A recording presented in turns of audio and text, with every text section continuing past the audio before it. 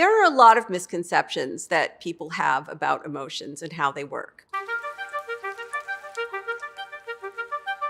One myth is that emotions are hardwired into the brain at birth and universal across all humans, and maybe even shared with other animals. Another myth is that the brain produces emotions in a very reactive kind of way. It's based on this idea that you have this animalistic part of a brain, and when the rational side of your brain wins, you're a moral, healthy person. And when the emotional side of your brain wins, then you're either immoral because you didn't try hard enough, or you're mentally ill because you couldn't control your emotions. It can certainly feel like emotions happen to you, that they bubble up and that they cause you to do and say things that are maybe ill-advised. But that explanation doesn't really capture how your brain is making emotions. My name is Lisa Feldman Barrett. I am a University Distinguished Professor at Northeastern University, and my latest book is entitled 7.5 Lessons About the Brain.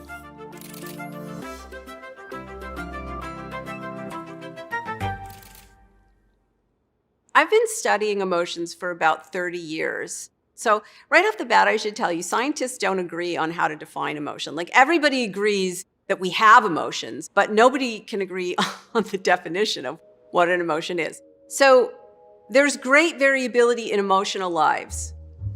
Some people float in a sea of tranquility. They're kind of mild and easy to deal with. Other people tread water in a tumultuous sea of emotion. They're constantly having intense experiences. They feel as if their emotions control them instead of them controlling their emotions. But all of that experience, that emotions are events that happen to you that you have to deal with, is an illusion that the brain creates. So, for example, something happens in the world. It triggers that ancient inner part of the brain, emotion circuits deep in our inner beast, and then we react to what's occurred in the world. But that's really not what emotions are, and that's not how they work. So how would you define an instance of emotion? The way that I would say it is like this. Your brain is always regulating your body. Your body is always sending sensory information back to your brain, like how much glucose, how much oxygen, how much salt, what's the status of almost every metabolic factor that keeps you alive and well. And your brain isn't wired in a way for you to experience those sensory changes specifically. Instead, what you experience is a summary.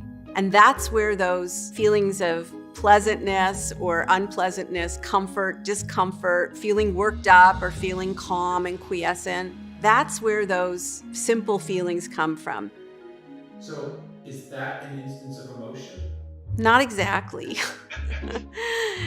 Feelings are properties or features of emotion, of an episode of emotion, an instance of emotion, but they're not synonymous with emotions. Just in the same way that you would experience sound as quiet or loud, you can experience feeling very activated or very calm. And what your brain is doing is telling itself a story about what is going on inside your body in relation to what's happening in the world. And it's creating this story using knowledge about emotion that you have learned from your past to predict what you're going to see and hear and feel. That's what an emotion is. That's what an instance of any emotion is. But it's also an explanation for how every thought, every feeling, every decision, every action that you ever take in your whole life is made. So, why is it important? When something goes wrong, you need to use your explanation as a tool to figure out how to fix things.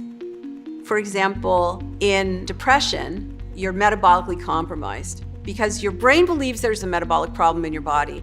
And the symptoms of depression are the consequence of the brain's attempt to cut costs.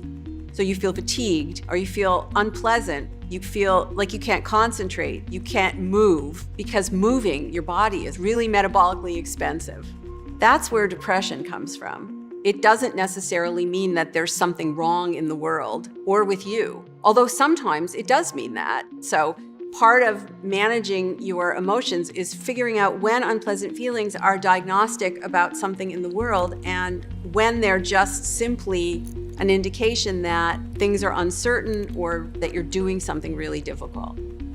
If you understand that the brain's most important job is regulating, coordinating the systems of the body, then you start to think about the treatment differently. The fact that emotions don't happen to you, that your brain is making them, and that your brain is using your past experience as fodder for predicting what's going to happen has really big implications. The first really big implication is that you are an architect of your experience. And that doesn't involve breaking predictions. It involves seeding your brain to predict differently. You're not necessarily a prisoner of your past, but your past experiences, as they are reconstituted in your brain, are a fundamental ingredient of your present experience and your present actions. It's really hard to reach back into the past and change what those instances meant and how you experience them. That's what psychotherapy is for. But if you understand that every experience you have now becomes part of your brain's ability to predict, then you realize that the best way to change your past is to change your present.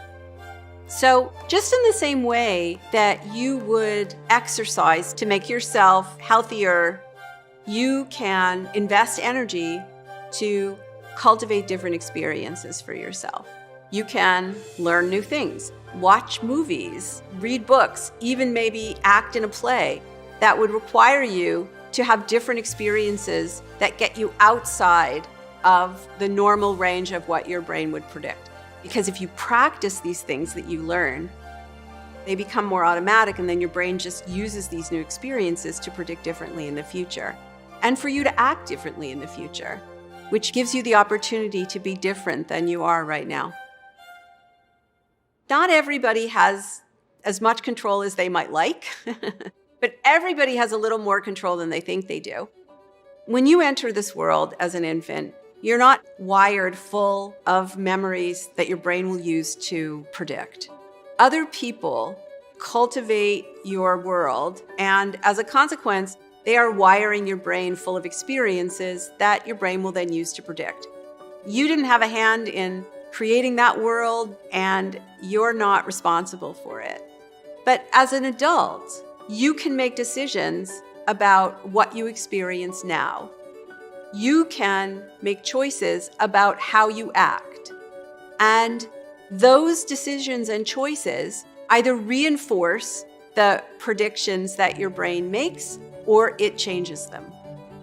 Sometimes in life, we are responsible for changing things, not because we're culpable or to blame for those things, but because we're the only ones who can change them. And that can feel unfair.